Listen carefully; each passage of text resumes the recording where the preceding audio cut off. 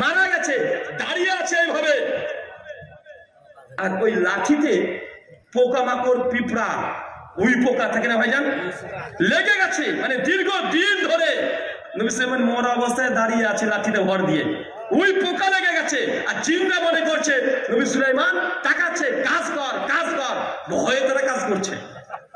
আল্লাহ কাকে দিয়ে কাজ নিয়েছে দিনে বলেন? কাকে দিয়ে? কাকে দিয়ে? মৃত মানুষকে দিয়ে।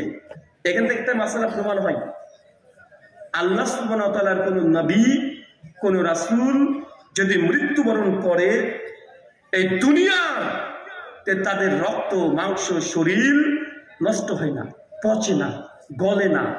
কথা বুঝতে পারলেন? নবী সুলাইমান মারা গেছে, তার গায়ে পিঁপড়া ওঠার কথা না ভাইজান, লাঠিতে উঠেছে, নবী সুলাইমানের গায়ে লেগেছে, কথা বলেন না। তার জন্য আল্লাহ নবী বলছেন, সুনান আবু দাউদ 1090-91 নম্বর হাদিস, নবী নিজেই বলেছে যে কোন নবীদের আমাদের এই শরীর মাটির জন্য আল্লাহ হারাম করে দিয়েছে। তার মানে নবীরা এখন কবর মুবারকের মধ্যে আছেন, যেমন দুনিয়াতে তিনি ছিলেন ওই শরীর নিয়ে, ওর চেয়ে উজ্জ্বল নুরানি শরীর নিয়ে কবরের মধ্যে এখন আছে। কথা বলে বুঝতে পারলেন না? আমাদের নবী কি অবস্থায় আছে কবরে? কথা বলে কি অবস্থায়? কি অবস্থায় আছে? এখনো সতেজ আছে। নবীদের শরীর, কবর, মাটি, দুনিয়ার কোনো কিছু হজম করতে পারবে না। নবী ইউনুস আলাইহিস সালামকে আল্লাহ সুবহানাহু ওয়া তাআলা পরীক্ষা করার জন্য 3 মাসের পেটের মধ্যে ঢুকে দিয়েছেন না ভাইজান? 3 দিন কমপক্ষে পেটে নিয়ে সমুদ্রে ঘুরে বেড়েছে, উগলে তুলে দিয়েছে। তারপর 3 মাস নবী ইউনুসের শরীরকে হজম করতে পেরেছে? পারে নাই। তার মানে কিন্তু বোঝা যাচ্ছে, যারা এই কথা বলে যে নবী আলাইহিস সালামের শরীর মুবারক কবরের মধ্যে পৌঁছে গলে গেছে, এই আকীদা সঠিক নয়। বরং নবীরা কবরের মধ্যে, তারা আমাদের শরীর যেমন শরীর, এই শরীর কবরের মধ্যে আছে। এটা সহিহ আকীদা। ইমাম বাইহাকী রাহিমাহুল্লাহ তার বিখ্যাত গ্রন্থ আছে হায়াতুল আম্বিয়া ফিল কুবুর, ডিটেইল আলোচনা করেছে। আল্লাহ সুবহানাহু ওয়া তাআলা তোমাদেরকে বোঝার তৌফিক দান করে, সকলে বলি আমিন আমিন।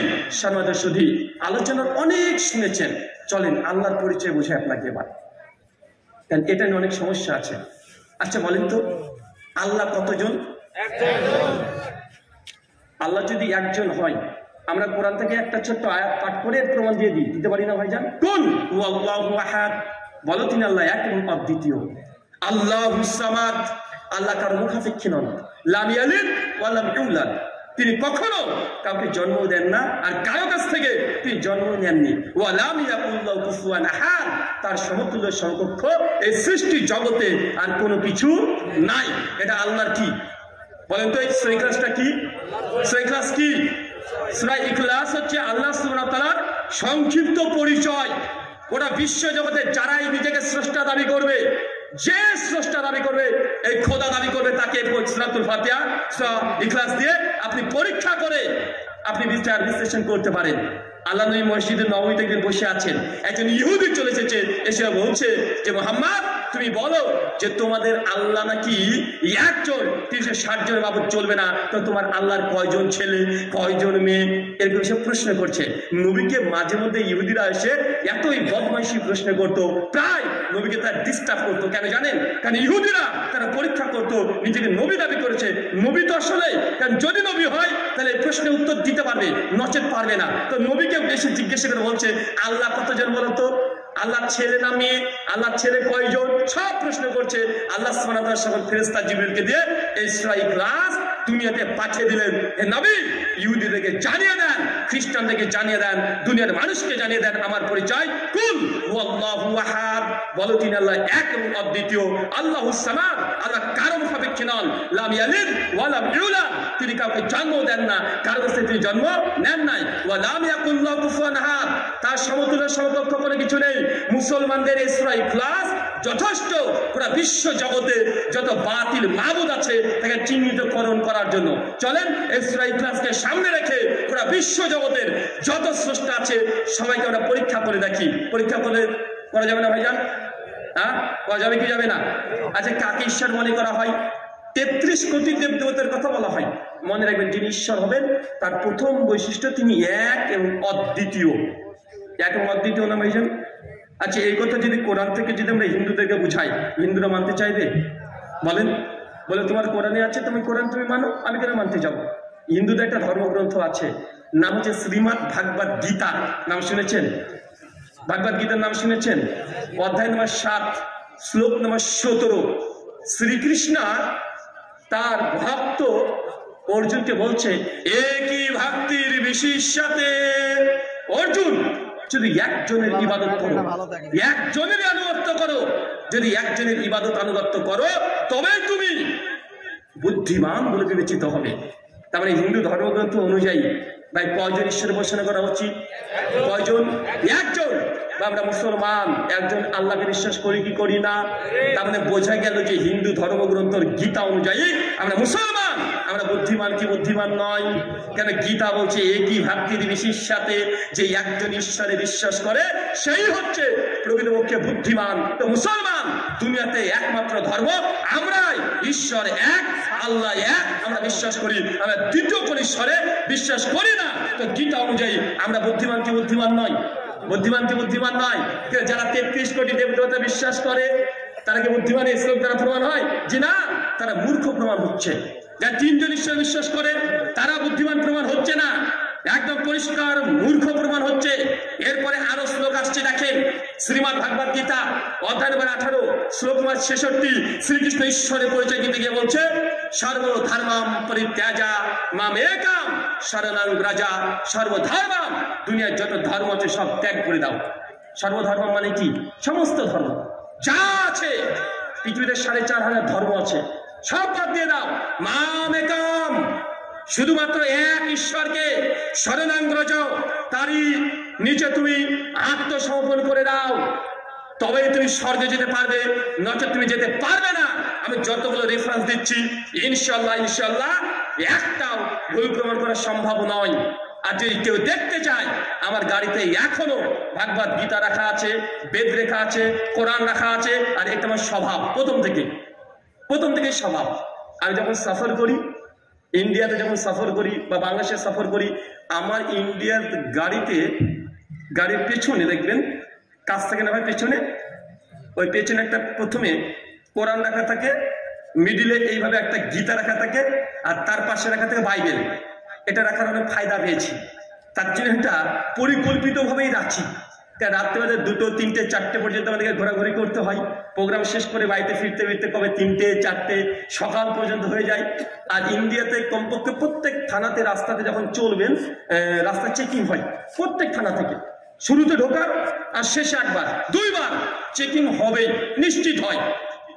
তো যখন রাত্রেবেলাতে আসি, তো যখন পুলিশের গাড়ি থামাই, আমরা গাড়ি ব্রেক করে দাঁড়িয়ে দেয়, আর সঙ্গে সঙ্গে গাড়ি তখন চেকিং করে। আর গাড়ি যখন ডিগিটা পেছনটা তুলতে যায়, আর প্রথমে দেখছে যে ভাগবত গীতা রাখা, তো কনফিউজ হয়েছে কি অবাক, দেখলাম ভেতরে হুজুর বসে, আর গাড়ির মধ্যে গীতা, শ্রীকৃষ্ণের ছবি আছে, অর্জুনের ছবি দেওয়া আছে, গীতার কেন কভার পেজে, তার পাশে দেখছে যে বাইবেল, তার পাশে কোরআন। তো তারপরে কনফিউজ হয়ে এসে জিজ্ঞাসা করে যে আসলে আপনার নাম কি? তো বলি যে রাহুল হোসেন। আবার কনফিউজ, রাহুল নামটা তো হিন্দুদের মতোই লাগে, বা হিন্দুদের মতো লাগে না ভাইজান? এটা তো আমার প্রতি অভিযোগ আছে অনেকের, অনেক বেদাতিরা কিছু যখন পাই না, বলে নাম হচ্ছে রাহুল, নামটা হচ্ছে হিন্দুদের নাম।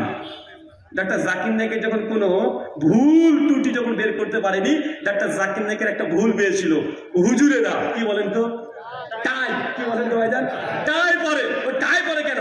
এত বড় মুফতি হবে, এত বড় ইসলাম জানবে, এত মানুষকে অমুসলিম থেকে মুসলিম করবে, তো টাই পড়েছে কেন? জাকির নায়েকের কোনো ভুল নেই, একটাই ভুল, টাই পড়েছে, কোট পড়েছে, এটাই ভুল। তো এখন আমাদের কোনো ভুল না পেয়ে নামের পিছনে লেগে যায়। নাম কেন রাহুল, নামের আগে কেন ব্রাদার? এই ব্রাদার শব্দ তো খ্রিস্টানদের মনে হচ্ছে, বা এইসব কথা বলে কি বলে না? কথা বলে না ভাইজান? অনেকের প্রশ্ন, যেমন নামের পূর্বে ব্রাদার লাগানো কেন? আরে ভাই, ব্রাদার লাগিয়েছি এই জন্য যে আমি হচ্ছে মুসলমানদের ভাই। কাদের ভাই? কোরআনে বলছে সূরা হুজুরাত আয়াত নম্বর 10, ইন্নামাল মুমিনুনা ইখওয়া, নিশ্চয়ই এক মুমিন আরেকজন মুমিনের ভাই।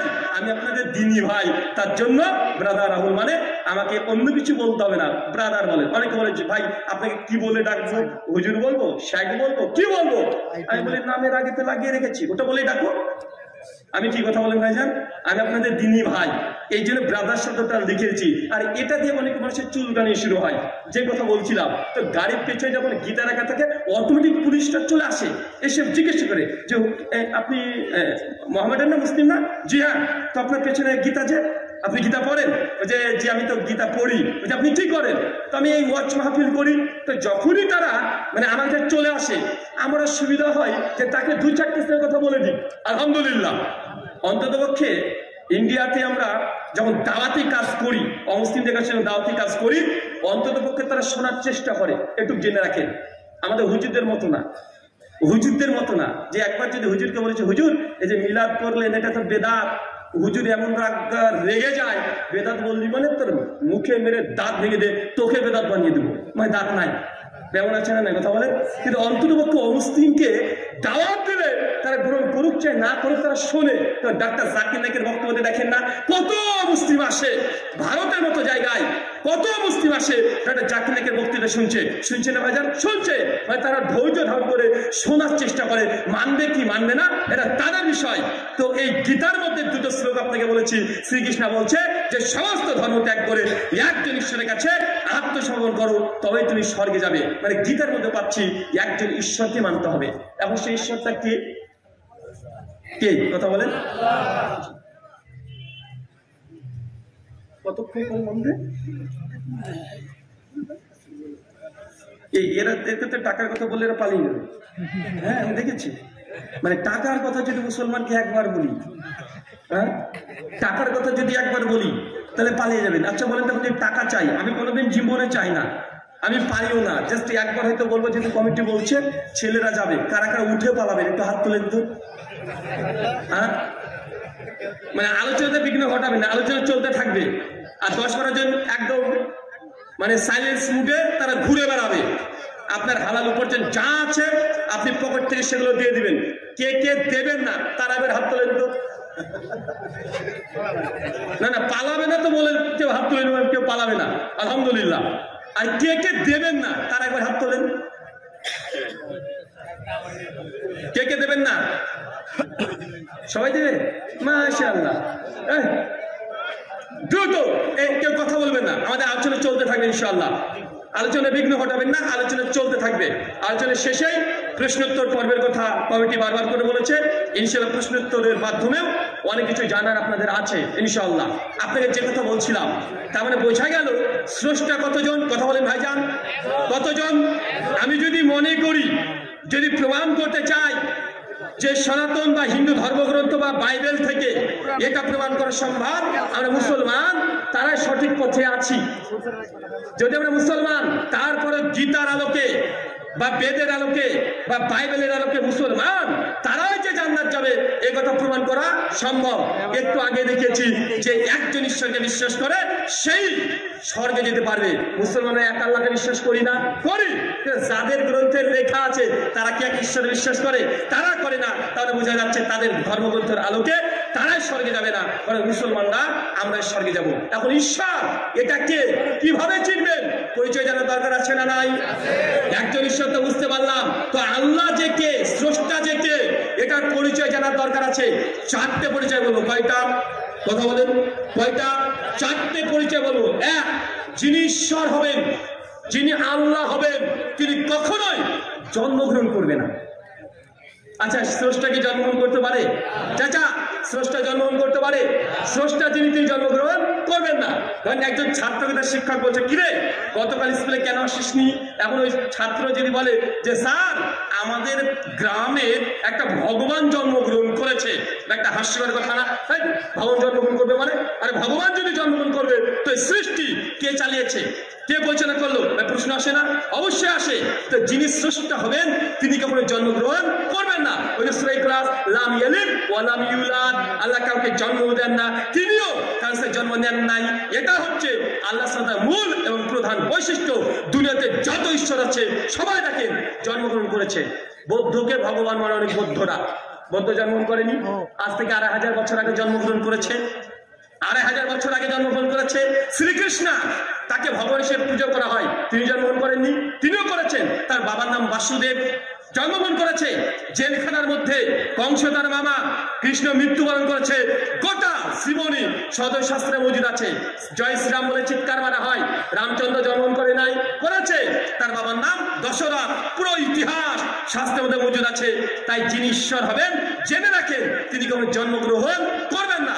এবার বলেন আল্লাহ জন্ম করেছে? শ্রীমদ্ ভগবদ গীতা অধ্যায় নম্বর 10 শ্লোক নম্বর 3 শ্রীকৃষ্ণ আবার বলছে ঈশ্বরের পরিচয়। কি বলছে? ইয়ামাম্মাজাম্মানাদিম চ বিত্তলোক মহেশ্বরাম আসম্মুরা সুমিতেষু সর্বপাপেহি প্রমুচ্ছাতে। কি বুঝলেন? ইয়ামাম আজাম আনাদিম চ বিত্তলোক মহেশ্বরাম। হে অর্জুন, যে ব্যক্তি বিশ্বাস করে স্বয়ং স্রষ্টা আজাম কখনো জন্মগ্রহণ করে না, সর্বপাপেহি প্রমুচ্ছাতে, এই ব্যক্তি এই দুনিয়ার জগৎ থেকে মুক্তি পেয়ে এই ব্যক্তিকে ঈশ্বর স্বর্গদান করবেন। কে বলেন তো ভাইজান? কথা বুঝতে পারলেন না? কে স্বর্গে যাবে বলছে বলেন তো ভাই গীতাতে? যে ব্যক্তি বিশ্বাস করে এমন ঈশ্বরে যে ঈশ্বর কখনো জন্মগ্রহণ করেনি। যদি আপনি বিশ্বাস করেন আপনার সমস্ত পাপ ক্ষমাও হবে এবং আপনাকে স্বর্গে রাজ্যে প্রবেশের অনুমতি দিবে। হিন্দু ধর্মের ঈশ্বর। এখন বলেন মুসলমান যে আল্লাহকে বিশ্বাস করে সেই আল্লাহ কি জন্মগ্রহণ করেছে? না। মুসলমানরা তার মানে বোঝা গেল গীতার শ্লোকের আলোকে আমার সমস্ত পাপ থেকে মুক্তি পাবো এবং আমাকে ইনশাল্লাহ গীতার আলোকেও আমি জান্নাতে যেতে পারবো কি পারবো না? পারবো। তার মানে বোঝা যাচ্ছে গীতার আলোকেও মুসলমানরা ভুল পথে নেই। অনেক মানুষ বলে কোন ধর্ম সঠিক? আমি বলছি শাস্ত্র নিয়ে আসা, খুলে দেখিয়ে দিচ্ছি। তোমার ধর্মগ্রন্থে থেকে প্রমাণ করা সম্ভব ইসলাম দিনুল হক, এটা সত্য ধর্ম। কিন্তু তারা দেখেন যে ঈশ্বরে বিশ্বাস করে তাদের ঈশ্বর জন্মগ্রহণ করেছে। খ্রিস্টানরা মনে করছে যীশু খ্রিস্ট তিনি ঈশ্বর। তো যীশু কি জন্মগ্রহণ করে নাই? কথা বলেন। নবী ঈসা আলাইহিস সালাম তিনি জন্মগ্রহণ করে নাই? করেছে। আজ থেকে 2000 বছর আগে। তার মানে বোঝা যাচ্ছে যে তারা যে ঈশ্বরে বিশ্বাস করে ঈশ্বর সঠিক ঈশ্বর না। 2, যিনি ঈশ্বর আল্লাহ হবেন তিনি কখনো মৃত্যুবরণ করবেন না। আল্লাহ কি মরতে পারে? কেউ যদি বলে যে ভাই আমাদের গ্রামে যে ভগবানটা ছিল আজকে পটল তুলেছে, মানে মারা গেছে, বা ঈশ্বর মারা যেতে পারে? আজ থেকে 4 বছর আগে কলকাতাতে একটা ব্যাপটিস্ট চার্চের মধ্যে খ্রিস্টান পাদ্রীর সঙ্গে ডিবেট হচ্ছিল। লিখবেন ইউটিউবে গিয়ে ব্রাদার রাহুল হোসেন ভার্সেস পার্থ দাস গুপ্তা, এটুকু লিখলে একটা 2 ঘন্টা 3 ঘন্টা ডিবেট পাবেন। ডিবেটের বিষয় ছিল salvation of God, salvation, Quran and Bible. কে স্বর্গে যাবে, মুসলমান না খ্রিস্টান?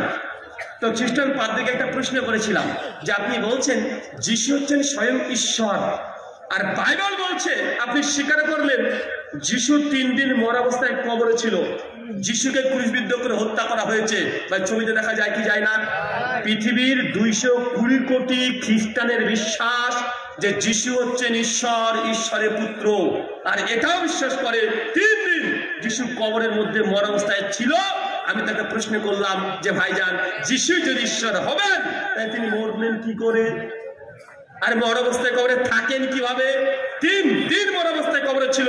তো স্রষ্টা ঈশ্বর তিনি যদি মারা যান তো এই গোটা বিশ্ব জগতে 3 দিন কে চালিয়েছে? আপনার বাপ। এই প্রশ্ন আসবে না? ভগবানকে মেরে ফেলেছে, কবর দিয়ে দিয়েছে, 3 দিন কবরের মধ্যে আছে যিশু। ও নাকি ভগবান, ও নাকি ঈশ্বর। কারা মেরেছে? মানুষই মেরে ফেলেছে। কি হাস্যকর ব্যাপার! স্রষ্টাখানে কি মানুষে মেরে ফেলেছে। এবার কেমন স্রষ্টা রে ভাই? মানুষে মেরে দিল। তার জামা কাপড় খুলে নিয়েছে, যিশুকে চড় মেরেছে, থাপ্পড় মেরেছে, মুখে থুতু দিয়েছে, মাথায় কাটা তাস পরিয়ে দিয়েছে। গসপেল অফ ম্যাথিউ 26 অধ্যায় 1 থেকে 20 নম্বর ভার্স, গসপেল অফ জন 19 অধ্যায়, বাইবেলের নিউ টেস্টামেন্ট 19 অধ্যায় 12 থেকে 28 নম্বর ভার্স পরিষ্কার ভাবে লেখা আছে যিশুকে মৃত্যুর আগে তাকে অর্ধলিঙ্গ করা হয়েছে, বা স্রষ্টাকে নাকি অর্ধলিঙ্গ করা হয়েছে, স্রষ্টাকে নাকি হত্যা করে দিয়েছে, স্রষ্টাকে নাকি কবরের মধ্যে পুঁতে রেখেছে। কদিন? 3 দিন। তো 3 দিনের সৃষ্টিকে কে চালিয়েছে? প্রশ্ন আসে কি আসে না? আসে কি আসে না? এই জন্য কোরআনে বলছেন কুল্লুমান আলাইয়া ফান ওয়া ইয়াবকা ওয়াজহু রাব্বিকা যুল জালালি ওয়াল ইকরাম। সমগ্র সৃষ্টি একদম ধ্বংস হয়ে যাবে। আকাশ, জমিন, পাহাড়, পর্বত যা আছে সব ধ্বংস হয়ে যাবে, কিন্তু আল্লাহ সুবহানাহু ওয়া তাআলা তিনি ব্যতীত ওয়াজহুন তা সূরা এটা বাদ দিয়ে সব ধ্বংস হবে। তিনি আল্লাহ হন, তিনি মারা যান না। মারা যেতে পারেন কি? কথা বলেন। যিনি মারা যাবে উনি তো আমার মতোই। আমি মানুষ, আমার দুর্বলতা। আমি যে সৃষ্টিতে আমার দুর্বলতা, আমার জন্ম হয়, আমার মৃত্যু হয়, আমাকে বেঁচে থাকার জন্য ঘুমাতে হয়, খেতে হয়, পটি করতে হয়, হিসু করতে হয়, এটা আমার মানুষ, আমি দুর্বল এই জন্যই। কিন্তু আল্লাহ কি দুর্বল? তা যীশু খ্রিস্ট কি হিসু করে নাই, পটি করে নাই, খায় নাই? বাইবেলের মধ্যে লেখা আছে যে যিশু তার মায়ের স্তন পান করেছে, তো তিনি ঈশ্বর হবেন কিভাবে? শ্রীকৃষ্ণ মায়ের স্তন পান করেছে, তাই তিনি ঈশ্বর হবেন কিভাবে? ভাই ছোট্ট প্রশ্ন, গোটা বিশ্বের অধিকাংশ মানুষ এই ছোট্ট বিষয় বুঝতে পারে না। পারে কথা বলেন? দেখেন তার দুনিয়া খুব ভালো বুঝে, ইহুদি খ্রিস্টান দেখেন দুনিয়া কম বুঝে। এই যে মাইক্রোফোন ইহুদিদের তৈরি, ওই যে মোবাইল দেখছেন, মোবাইলের অধিকাংশ সিস্টেম কাদের তৈরি? ইহুদি খ্রিস্টানদের তৈরি।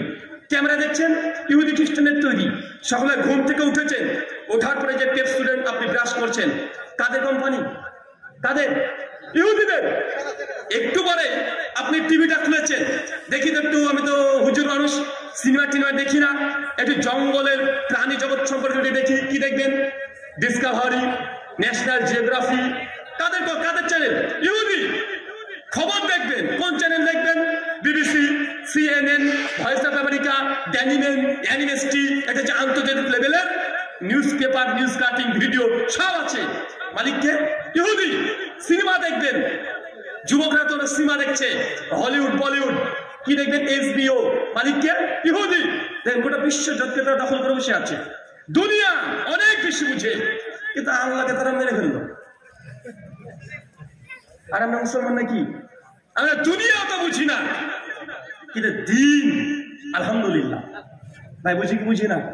খেতে পাবো না, মুসলমান শিরিক করবে না। মুসলমানের কোনো বাচ্চা, ছোট্ট 7 বছরের ছেলেও এটা বিশ্বাস করবে না যে আল্লাহ মরে গেছে। কিন্তু তাদের বড় বড় বিজ্ঞানী হয়ে গেছে, তারপরে মনে করছে যে যীশু খ্রিস্ট আমাদের ঈশ্বর, উনি মারা গেছেন, ওকে মানুষে মেরে ফেলেছে। এখন যিশু মরে গেছে মানে এখন যিশুকে আমরা ঈশ্বর হিসেবে বিশ্বাস করবো, আমাকে নাকি সে পরিত্রাণ দিবে। এটা হাস্যকর বিষয় নয়। এই জন্য পৃথিবীটা আল্লাহ নবী বলেছেন, আল্লাহ নবী পরিষ্কারভাবে বলেছেন, জামে তিরমিজি 2122 নম্বর হাদিস, মুমিনদের জন্য পৃথিবী জেলখানা স্বরূপ। কি স্বরূপ? কথা বলেন, জেলখানা। আর কাফেরদের জন্য কি? জান্নাত। গোটা দুনিয়া সবকিছু তাদের। মুসলমানের কিছু নেই, এখন আছে নাকি? কিছু নাই। দুনিয়া তারা জয় করে ফেলেছে, দুনিয়াকে তারা গ্রহণ করে নিয়েছে, কিন্তু মুসলমান দুনিয়া পায় নাই। কিন্তু আমরা জেলখানাতে আছি।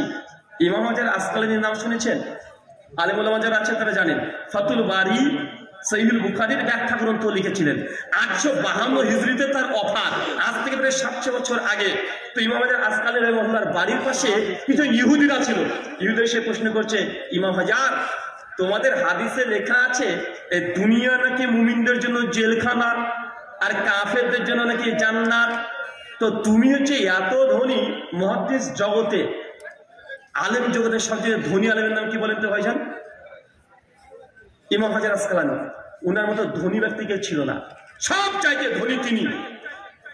তো তার কাছে সে ইহুদি এসে প্রশ্ন করছে যে হাদিসে আছে যে কাফেরদের জন্য দুনিয়া হচ্ছে জান্নাত আর মুমিনদের জন্য জেলখানা, কিন্তু ইমাম হাজার আসকালানি তোমার বাড়ি গাড়ি সব 3-4 খানা করে উট, ব্যক্তিগত তোমার লক্ষ লক্ষ টাকা, তো তুমি তো দুনিয়াতে জান্নাত পেয়ে গেছো। এই হাদিসের ব্যাখ্যা কি? উনি তখন জবাব দিয়ে বলেছেন, ইমাম হাজার আসকালানি উনি হাদিসেরই ব্যাখ্যা করেন, সহিহ বুখারীর মতো গ্রন্থের ব্যাখ্যা গ্রন্থ লিখেছেন। উনি বলছেন, দাদা, মানে আপনার ভাষায় বলছি, ভাইজান, আমি যে দুনিয়া এখন ভোগ করছি, এই দুনিয়ার চাইতে আল্লাহ যে জান্নাত দিবে, ওই জান্নাতের তুলনায় এই দুনিয়াটা খুবই নগণ্য, অতএব এটা জেলখানার মতোই। আর তোমরা যে জাহান্নামের আযাব ভোগ করবে, এই আযাব যে কত ভয়ঙ্কর, এর চেয়ে দুনিয়া তোমাদের জান্নাতের মতো। ব্যাখ্যাটা বুঝতে পেরেছেন? এটা হচ্ছে মুহাদ্দিস ওলামা, তাদের যে জ্ঞানের গভীরতা। আমাদেরকে প্রশ্ন করলাম না, হয়তো উল্টো পাল্টা বলে, ভাই তুই কাফের, তোর সঙ্গে কথার উত্তর নাই। আমরা বলি কি বলি না? যদি কোনো একজন খ্রিস্টান যদি প্রশ্ন করে, আগের থেকে বলে ও তো খ্রিস্টান, ও নাস্তিক, ওর কথা জবাব দেওয়ার দরকার নেই। আমরা বলি কি বলি না? বলি। এখন কোনো নাস্তিক যদি প্রশ্ন করে দেয়, বলো তো আল্লাহকে কে সৃষ্টি করেছে? ভাই প্রশ্ন করে কি করে না? হ্যাঁ, প্রশ্ন করে না যে আল্লাহকে কে সৃষ্টি করেছে? এখন যে যদি কেউ বলে, তখন আমরা বলে এইসব আলফাল প্রশ্ন। ভাই এটা আলফাল প্রশ্ন হতে পারে, কিন্তু জবাব আছে না নাই? আচ্ছা, কেউ জবাব দিতে পারবেন? আল্লাহকে কে সৃষ্টি করেছে বলেন? হ্যাঁ, আল্লাহকে সূরা ইখলাস সৃষ্টি করেছে।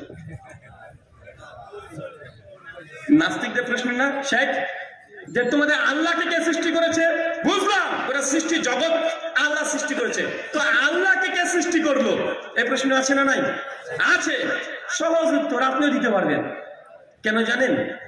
এখন ধরেন, আচ্ছা অবিবাহিত কেউ ছেলে আছে কিনা? অবিবাহিত ছেলে বিয়ে যে করেনি কে আছে? একটু হাত তুলো তো। দাঁড়াও, দেখে তো মনে হচ্ছে বিয়ে হয়নি। তারই কপি ঠিক উঠেনি না? উঠেছে তো। তোমার ছেলে কয়টা?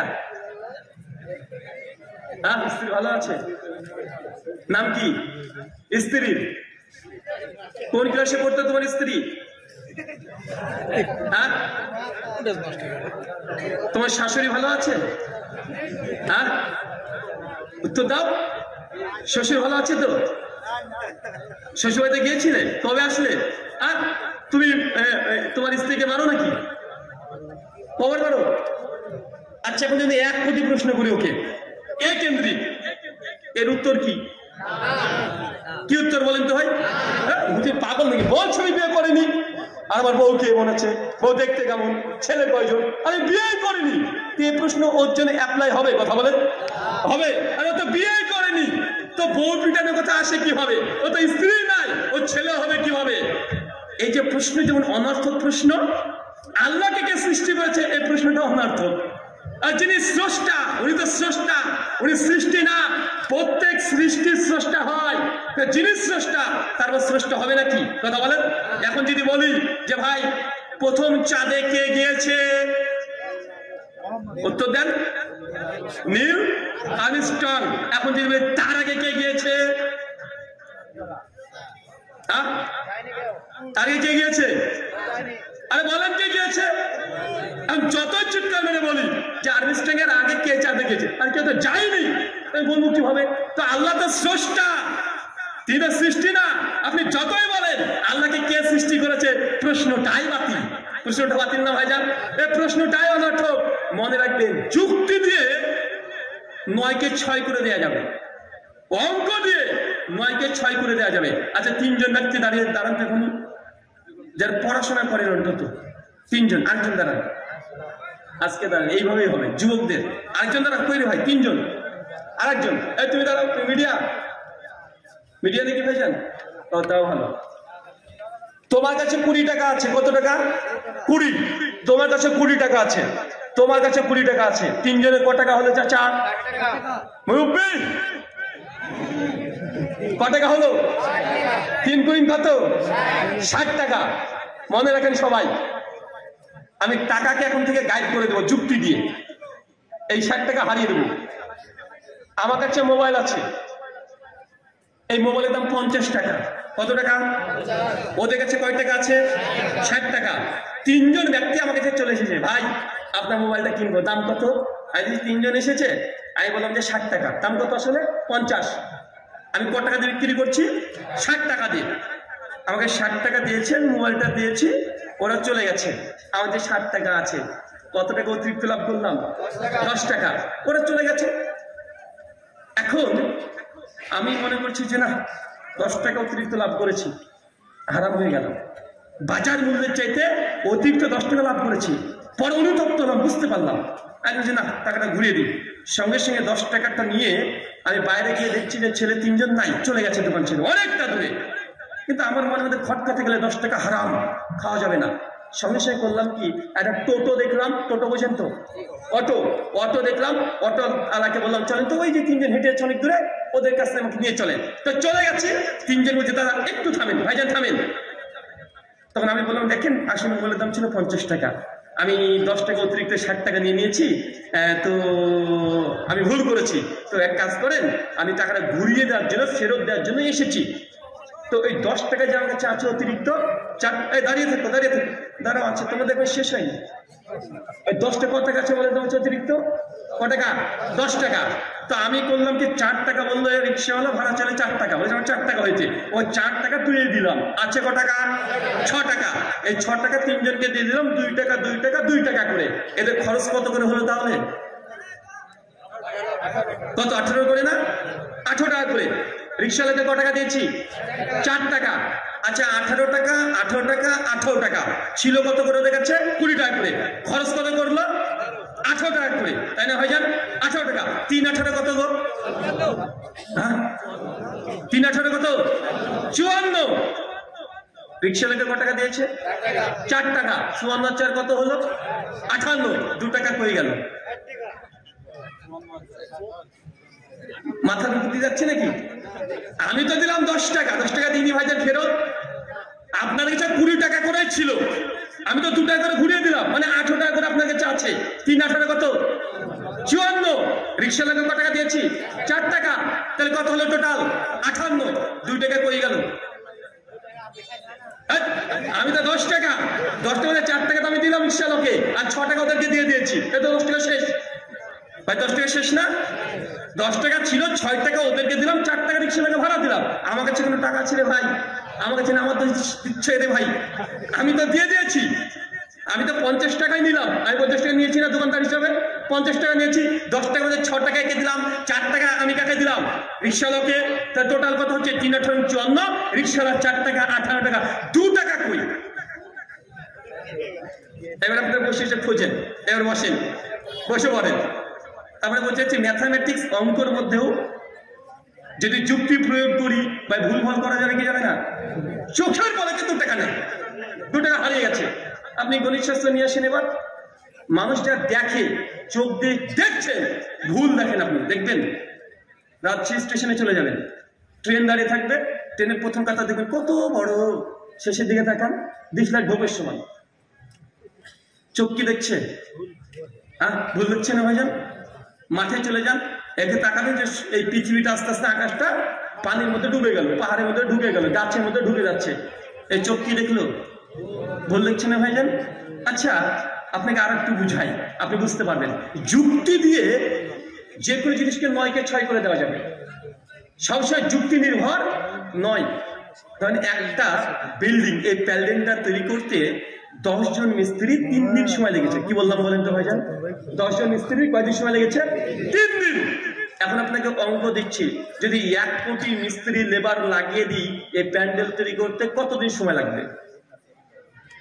1 কোটি যদি শ্রমিক দিই, কতদিন সময় লাগবে? হ্যাঁ, উত্তর দেন। সেকেন্ডে চলে আসবে না? 1 সেকেন্ডে এই প্যান্ডেলটা তৈরি করা হবে। আপনার যদি 1 কোটি শ্রমিক দিয়ে 1 সেকেন্ডে এই প্যান্ডেল তৈরি করে দেখাতে পারবেন? অঙ্ক ঠিক, উত্তর ঠিক, কিন্তু বাস্তবতা বিরোধী। বাস্তবতা বিরোধী না ভাইজান? তার মানে সবকিছুই নাস্তিকরা যদি প্রশ্ন করে যে আল্লাহকে কে তৈরি করেছে, আল্লাহ তিনি স্রষ্টা, তুমি প্রশ্ন করলেই যে প্রশ্ন ঠিক হয়ে গেল, ব্যাপারটা এমন নয়। যেমন একজন অবিবাহিত ছেলেকে যদি বলি তোমার বউ কেমন আছে, ছেলে কেমন আছে, এই প্রশ্ন যেমন একজন অবৈধ ব্যক্তির জন্য অনার্থক, আল্লাহকে সৃষ্টি করেছে এটাও অনার্থক। 2 নম্বর বৈশিষ্ট্য, আল্লাহ সুবহানাহু ওয়া তাআলা তিনি মৃত্যু বরণ করতে করেন না। যে মরবে সেই সন্ন্যাসী, আল্লাহ নয়। এক কথাই 3, যিনি আল্লাহ হবেন তাকে চোখ দিয়ে দেখতে পাবেন না। কি বললাম বলেন তো? আল্লাহকে চোখ দিয়ে দেখা যায়? দেখা যায় না কেন? আপনাদের দেওয়ানবাগি পীর দেখেছে না? ওই যে ভিডিওটা আছে দেখবেন ইউটিউবে, দেওয়ানবাগি পীরকে যখন রোহিঙ্গা মুসলিমদের পুরো আক্রমণ করা হচ্ছে, তখন প্রশ্ন করা হচ্ছে যে হুজুর আমাদের মুসলিমদের পুরো তো এত আক্রমণ করা হচ্ছে, তো বলেন তো এই এখন আমাদের কি করণীয়?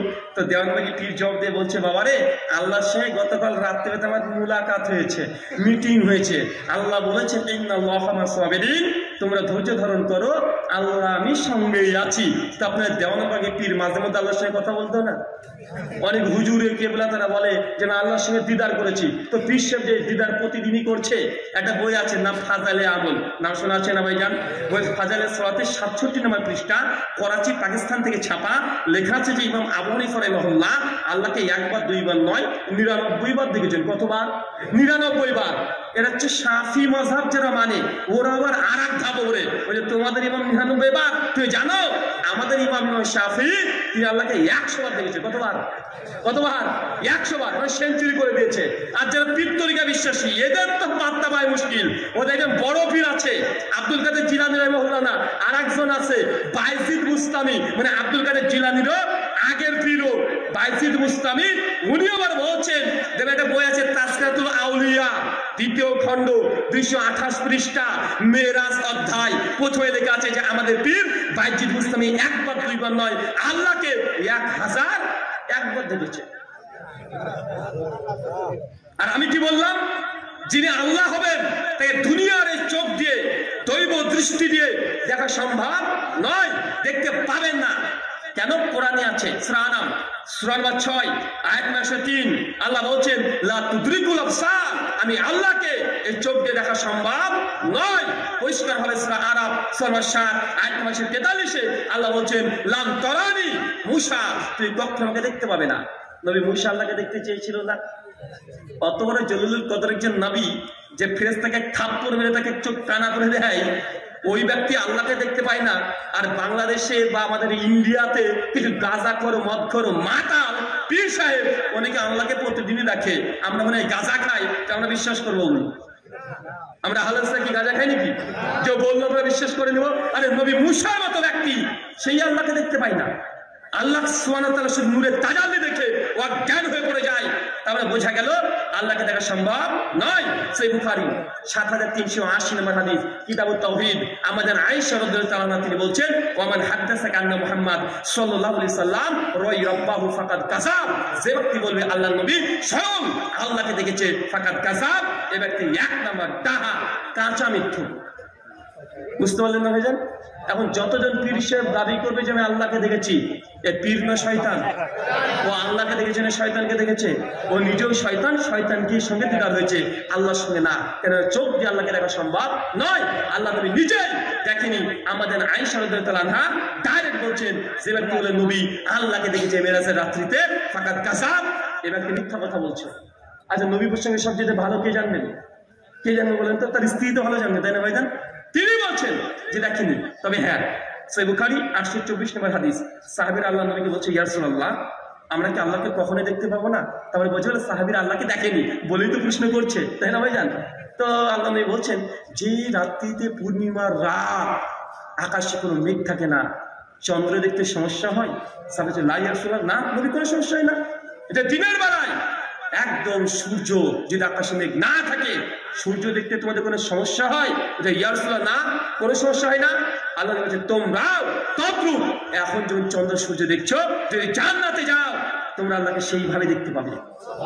জান্নাতীদের সবচেয়ে বড় নিয়ামত তাদের রব যাকে না দেখে এতদিন বিশ্বাস করেছে, সেই দিন সরাসরি আল্লাহকে দেখতে পাবে, দিদার করবে। এটা যে জান্নাতীদের সবচেয়ে বড় নিয়ামত। আমাদের পীর সাহেব যে দুনিয়াতে দেখে ফেলছে আল্লাহকে, একবার নয় 1001 বার, কে বলছে 100 বার, কে বলছে 99 বার।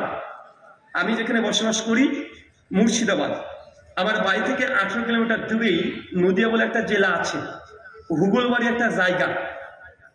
আমি 2012 আগে আমি বারবার অনেকবারই বলেছি যে নামাজ রোজা হজ জায়গা কিছু বুঝতাম না। 2012 পরে এই দ্বীন ইসলামকে বুঝেছি। তো 12 আগে খুব ভালো মনে পড়ে, মাধ্যমিকের আগে কিংবা পরে আমার পিসিমা বাড়িতে বেড়াতে এসেছিল দুর্গাপুজোর সময়তে। তো সেই সময় আমার পিসিমা দেবী দুর্গার 10 হাতে প্রসাদ দেবেন এই মানত করেছিলেন। আর সেই সময় আমরা দিন ধর্ম কিছু বুঝি না, সাইকেল আছে, পিসিমা বললো যে চল যাই। আচ্ছা গিয়ে কি হবে? বলছে আমার মানত করা আছে 10 হাতে 10 খানা প্রসাদ দিব। কিসের কারণে যেন মানতটা করেছিল? আমি তখন পিসিমাকে বললাম যে ঠিক আছে চলো, কোনো সমস্যা নেই। আমাকে যেতে যেতে গল্প করছে আর বলছে যে আমাদের এই দেবী যেটা আছে না, একসঙ্গে দুর্গাও আছে কালীও আছে। দুর্গা আর কালী দুজনই আছে। কালী ভাই কমপক্ষে 3 রকমের। কালী পুজো কয় রকমের হয়? একটা দেবেন কুচকুচে কালী, এটা কালো একদম আছে না ভাইজান, সাইজে ছোট হয়, কুচকুচে, ওটাকে বলে শ্মশান কালী। কি কালী? শ্মশান কালী। আর একটা কিছুদিন আগে ঘটে গেল যে কালী পূজা নীল বর্ণের, ওটাকে বলে শ্যামা কালী। মানে কালীর কমপক্ষে 8টা রূপ, 108 খানা নাম আছে। তো ওইখানে বলছে শ্মশান কালী, ওই মা কালী নাকি জাগ্রত দেবী, মাঝে মাঝে জেগে যায়। যখন এই কথা বলেছে আমার তো খুব দেখার ইচ্ছা যে মা কালী জেগে যায়, আমি দেখবো, খুব ইচ্ছা যে জাগ্রত দেবীকে দেখবো। আচ্ছা তুমি চলো তাহলে যাই। আগ্রহ বেড়ে গেল যে জাগ্রত কালীকে আমি দেখবো এখন। তাই যাই আর পিছনের সঙ্গে গল্প করি, অনেক গল্প। 18 কিলোমিটার রাস্তা সাইকেলে যাচ্ছি, তাহলে বুঝতে পারছেন অনেক লম্বা সময়। তা আমি যখন গেলাম, গিয়ে দেখছি কত হাজার হাজার মানুষ জাগ্রত দেবী দেখবে মানত করেছে কালী পূজার সময়তে। তো আমি তখন গিয়ে লক্ষ্য করছি কই খালিতে জাগে না। আমার পিসিমা ওই সন্দেশটা দিয়ে দিল ঠাকুরের হাতে, ঠাকুর নিয়ে চলে গেল। এখন ঠাকুর খাবে না হাতে দেবে কে জানে, চলে গেল। আর আমি অপেক্ষায় আছি যে কখন কালী জাগ্রত হয়। ওখানকার মানুষ তখন বলছে যে এই মা কালী রাত্রিবেলাতে জাগ্রত হয়। আর ওখানকার যে ঠাকুর আছেন, পুরোহিত পণ্ডিত আছেন, উনি দাবি করে বলছেন যে এই মা কালীর সঙ্গে তার বেশ কয়েকবার কথা হয়েছে, মানে দেখেছেন। কথা বুঝতে পারছেন না ভাইজান? রামকৃষ্ণ পরমহংসদেব তিনিও নাকি এই কালীকে সরাসরি দর্শন করেছে। তার মানে বোঝা যাচ্ছে হিন্দু দাদারা মনে করে যে স্রষ্টাকে দেখা যায়, অথচ কেন উপনিষদ অধ্যায় নম্বর 1 শ্লোক নম্বর 5 এবং 6 স্রষ্টাকে দেখা যায় কি যায় না এ বিষয়ে মন্ত্র স্পষ্ট। মন্ত্র বলবো, মন্ত্র বলছে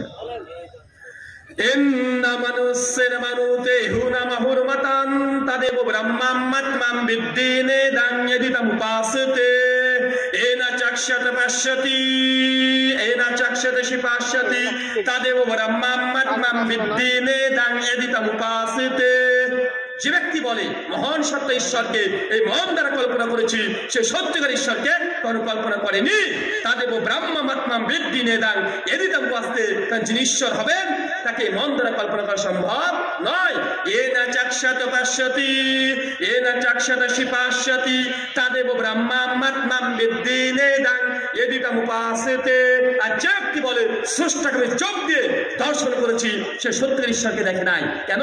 তিনি ঈশ্বর হবেন, তাই চোখ দিয়ে দেখা সম্ভব নয়। কেন উপনিষদে বলছেন যিনি স্রষ্টা হবে তাকে চোখ দিয়ে দেখা সম্ভব নয়। কোরআনও বলছে আল্লাহকে চোখ দিয়ে দেখা সম্ভব নয়। চাই কোনো হিন্দু ঠাকুর হোক আর হুজুর হোক, যাই হোক, যে বলবে আমি আল্লাহ বা ভগবানকে দেখেছি, সে সত্যিকারের ঈশ্বরকে দেখে নাই। ঠাকুর বলবি দুজনই মিথ্যু। ঠাকুর বলবির সঙ্গে মেলা মিলও আছে, মিল আছে না ভাইজান? হিন্দুদের মধ্যে কেউ যদি মারা যায় সবচেয়ে কে বেশি খুশি হয় জানেন? ঠাকুরে। কেন বলেন তো? যে তোর বাপ মরে গেছে, তোর পিন্ডি চটকাবো। কি হবে? ওই যে 11 দিনে একাদশী হবে, ওই যে যজ্ঞ করবে আর মৃত মানুষের পিন্ডি চটকাবে। এখন ওই মন্ত্রতন্ত্র পাঠ করে তাকে নাকি স্বর্গে এখন ঠেলে ঢুকে দিবে। আর আমাদেরও হুজুর আছে, যদি কারো কেউ মারা যায় হুজুর দেখবেন ভোরবেলাতে চলে আসবে। আপনার যদি বাপ মারা যায় আপনার পাশে পাশে ঘোরাঘুরি করবে আর বলবে বেটা সবার বাপ তো বেঁচে থাকে না, সকলকে দুনিয়া থেকে চলে যেতে হবে, কুল্লু নাফসিন যায়কাতুল মাউত, কোরআনের আয়াত 2-4টা শুনিয়ে দিয়ে বলে টেনশন করিস না, এখন দুনিয়া থেকে তো চলেই গেছে, বাপের জন্য কিছু কর যে তোর বাপের রুহটা যেন জান্নাতে যেতে পারে। এখন বেটা আমার আব্বাকে মানে বাপ যখন জীবিত ছিল তখন তো কিছু করি, তো হুজুর কি করতে হবে? হুজুর কিন্তু মনে মনে খুশি। কেন বলেন তো? তার বাপ মারা গেছে মানে এখন 3 দিনে মিলাদ, 7 দিনে মিলাদ, 11 দিনে মিলাদ, 40-এতে বড় ধরনের একদম খাওয়া দাওয়ার ব্যাপার, বুট গোনা, ছোলা গোনা, কত কি আছে। আছে না? নাই কথা বলেন? আছে। আর হিন্দুদের মধ্যে আর এক ক্যাটাগরির লোক খুব খুশি হয়, তা হচ্ছে নাপিত। কে বলেন তো ভাইজান? নাপিত। কেন বলতো? তোর বাপ মারা গেছে, তোর 14 গোষ্ঠীকে নেড়া করে টাকুল করে ছেড়ে দেবো, ওই টাকুল করে না ভাইজান। আর আমাদের হুজুররাও আছে যে তোর বাপ মারা গেছে তোর বুট ছিল সব গুনে, এখন গুনে গুনে টাকা। আছে না? নাই? আছে। ছেলেকে গিয়ে বলছে যে বাবা তোর আব্বা কি কোরআনের খতম দিয়েছে? ওই যে হুজুর আব্বা তো কোরআনই পড়া জানতো না। ওই যে না কি বলিস রে? আরে কোরআন যদি খতম না দিস তাহলে তো তোর বাপ তো কবর আযাব পাবে। ছেলে তখন ভয়ে আব্বা কবর আযাব পাবে, হুজুর কি করতে হবে? হুজুর তখন বলছে দেখ আমি এই রমজানের মাসে 3 বার কোরআন খতম দিয়েছি, 3 বার স্টকে আছে মাল একদম, 3 বার দিয়েছি। তুই যদি চাস তা তোর বাপের নামে একটা বক্সিয়ে দেবো, মানে সেন্ড করবো। আপনি বলছেন যে হুজুর তাই তো কি করতে হবে? তুই এক কাজ কর, তোর আব্বার নামে কয়টা খতম দিবি? বলছে অন্তত 1খানাকে দেন। বলছে ঠিক আছে দিয়ে দেন। বলছে কিছু হাদিয়া লাগবে যে, তো কত লাগবে? বলছে তোর বাপ তোমার বন্ধু লোক ছিল, কি আর দিবি? 2000 টাকা দিস। হুজুর একটু কম দিলে হয় না? আচ্ছা 1500 টাকা দিস যা। এখন আপনি বললেন যে ঠিক আছে 1500 টাকা নেন। আপনাকে তো বলছে তোর বাপের নামটা বল, তার বাপের নাম বল, 14 গোষ্ঠীর নাম নিয়ে হুজুর চোখ বন্ধ করে কি কি কি কি বলে 3 বার ফু দিয়ে দিয়েছে। বলছে যা তোর আব্বার আমলে এই একটা করে আমার দোকানে ছিল, চলে গেল। আছে না? কথা বলেন? এটা ব্যবসা চলছে না? সূরা তাওবা আয়াত নম্বর 33 আল্লাহ বলছেন ইয়া আইয়ুহাল্লাযিনা আমানু ইন্না কাসীরাম মিনাল আহবারি ওয়ার রুহবান লা ইয়াকুলুনা আমালা নাসি বিল বাতিল। শোনো বিশ্বাসীগণ, তোমাদের মধ্যে এমন কিছু আলেম আছে, আহবার আর রুহবান এবং সুফি পীর সাহেব আছে, যারা মানুষের টাকাকে আত্মসাৎ করে। আত্মসাৎ করছে না ভাইজান? কোরআনে বলছে ইয়া আইয়ুহাল্লাযিনা আমানু, হে বিশ্বাসীগণ, ইন্না কাসীরাম মিনাল আহবারি ওয়ার রুহবান, মানুষের মধ্যে অনেক আলেম আছে, দরবেশ আছে, পীর সাহেব আছে, যে মানুষের টাকা পয়সাকে আত্মসাৎ করছে বাতিল পন্থায়। এলে বাতিল পন্থায় আত্মসাৎ করা হচ্ছে না, মাজারে গিয়ে টাকা নেওয়া হচ্ছে না ভাইজান, চাদর চড়াচ্ছে, কত কি করছে, কোরআনের আয়াত থেকে স্পষ্ট প্রমাণিত। আল্লাহ সুবহানাহু ওয়া তাআলা এই ফিতনা থেকে মুসলিম উম্মাহকে তুমি রক্ষা করেছিল, পড়ি আমিন। 4 নাম্বার আল্লাহর বৈশিষ্ট্য, কয় নাম্বার?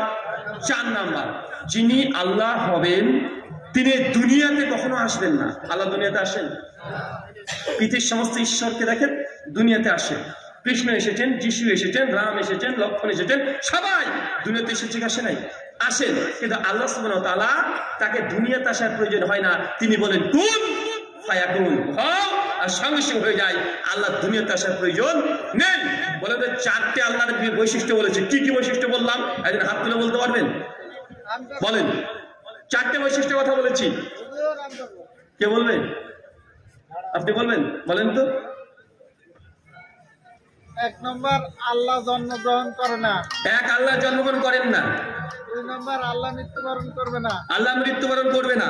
3 নম্বর, আল্লাহকে চোখে দেখা যায় না। 3 নম্বর, আল্লাহকে চোখে দেখা সম্ভব নয় এই দুনিয়াতে, মৃত্যুর পর দেখতে পাবেন ইনশাআল্লাহ, পরকালে পাবে। জি। 4 নম্বর, আর 4 নম্বরটা ভুলে যান, মানে বেশি গেলাম, হ্যাঁ মানে বেশি গেলাম। আল্লাহ পৃথিবীতে আসবেন না। আল্লাহ সুবহানাহু ওয়া তাআলা সৃষ্টি জগতের মধ্যে মানুষের স্রোত ধরে না কোনো প্রাণীর স্রোত ধরে, কেন সমাজে আছে না ঈশ্বর মানুষের রূপ ধরে আসলেন, ঈশ্বর গরু হয়ে চলে যেতেন, তার জন্য গরু আমার মা, আছে না ভাইজান? ঈশ্বর হাতি হিসেবে এসেছিলেন, হাতির পুজো করা হচ্ছে, আছে না নাই? সমস্ত জীবজন্তুর মধ্যে ঈশ্বরকে খুঁজতে গিয়ে ঈশ্বরকে গরু ছাগল বানিয়ে দিয়েছে। আল্লাহ সুবহানাহু ওয়া তাআলার সঙ্গে কত নোংরামি করেছে তারা, করেছে না ভাইজান? এই 4টে বৈশিষ্ট্য আল্লাহ সুবহানাহু ওয়া তাআলা আমাদের 4টে বৈশিষ্ট্য বোঝার তৌফিক দান করো, সকলে পড়ি আমিন। আল্লাহ আমরা যেন তোমার সঙ্গে কখনো কোনোভাবে ভুলক্রমে শিরক যেন না করে ফেলি, আমাদের সেইভাবে ঈমান এবং আকীদাকে তুমি মজবুত করে দাও, সকলে পড়ি আমিন। প্রশ্নোত্তর হবে না বাতি? হবে ইনশাআল্লাহ। আচ্ছা, টাকা পয়সা চাইলে বলেছিলাম, টাকা পয়সা চাইলে মানুষ পালাবে, দেখেন মানে সুযোগে ছিল অনেকে, টাকা পয়সা যেখানে চাওয়া যায় সেখানে কিছু মানুষ এসে উঠে পালিয়ে যাবে। টাকা পয়সা তোলা হয়েছে? হ্যাঁ, টাকা পয়সা কে কে দেননি একটু হাত তোলেন তো। প্রধান অতিথি 5,000 টাকা দিয়েছে, মাশাআল্লাহ। টাকা পয়সা কে দেননি একটু হাত তোলেন তো। একজন যায়নি।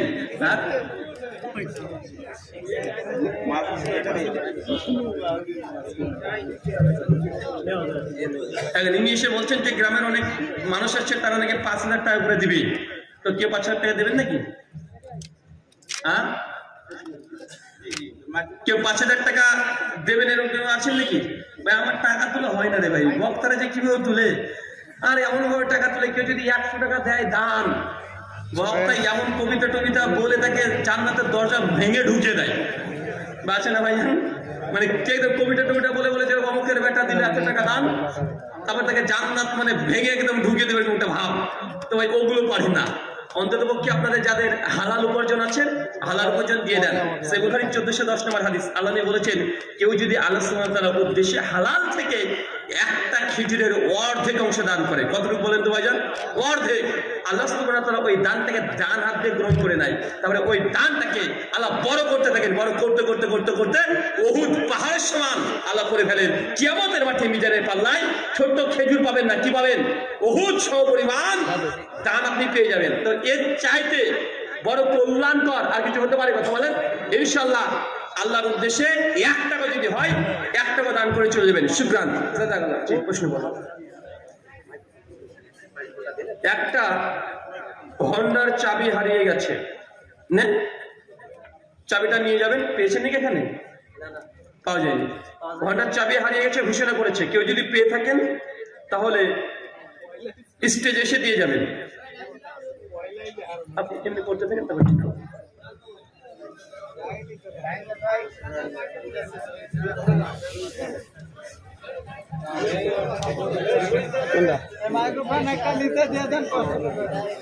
এখন দেখা যাক কি হয়।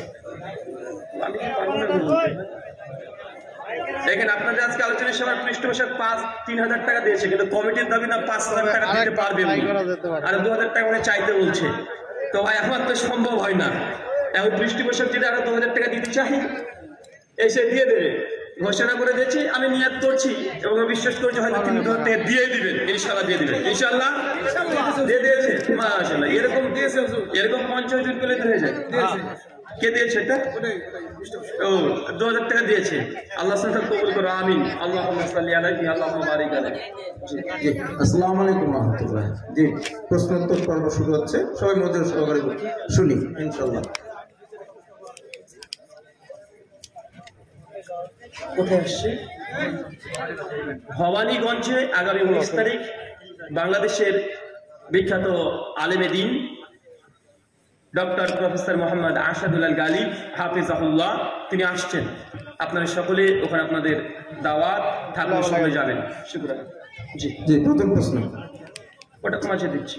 জি, নবীর স্ত্রীরা যদি মা হয়ে থাকেন তাহলে ঈসা নবীর মাতা মরিয়ম আমাদের কে হয় বা কি নামে ডাকবো? নবীর স্ত্রীগণ যদি মা হয়ে থাকে মুমিনদের জন্য, তবে ঈসা আলাইহিস সালামের মা মারিয়ামকে আমরা কি বলে ডাকবো? প্রথম কথা হচ্ছে নবীর মা মুমিনদের মা এমন কিছু পাওয়া যায় না। সূরা আহজাবের 6 নম্বর আয়াতে আছে যে নবীদের স্ত্রীগণ মুমিনদের মা, উম্মাহাতুল মুমিনিন। নবীদের স্ত্রী কি? মুমিনদের মা। নবীদের